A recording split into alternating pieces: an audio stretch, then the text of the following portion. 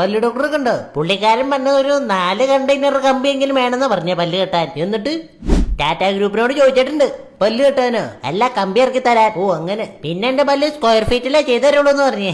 അടിപൊളി. തച്ച് കാശ് കുറെ വരുമായിരിക്കും. ശരിക്കും നിന്റെ പേരെന്താ? ശരിക്കും ഞങ്ങളുടെ പേര് വേണു എം എന്നാണ്. പക്ഷെ ഞാൻ തന്നെ മോഡിഫൈ ചെയ്ത് വെനന്നാക്കി. അല്ല ഇപ്പൊ ഇവിടെ ഉള്ളവർ ഇപ്പൊ എന്താ വിളിക്കണേ? ഇവന്മാര് ഈ വെനത്തിന് തന്നെ മോഡിഫൈ ചെയ്ത് വേറെ പലതും ആക്കി.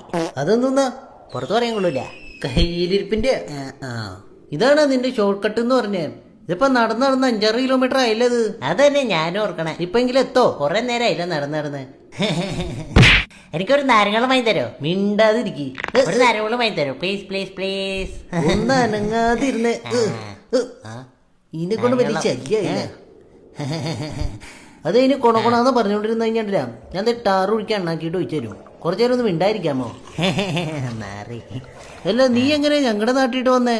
ഒരു ദിവസം വീണ്ടും അവിടെ മുഖ്യമന്ത്രി വന്നപ്പോ റോഡ് സൈഡിൽ നിന്ന് ചുമ്മാ നോക്കിയതാ. ചുമ്മാ നോക്കിയതിന് ഇങ്ങോട്ടേക്ക് പോന്ന കാര്യം കൂടി അടിച്ചു ഇടിച്ചു.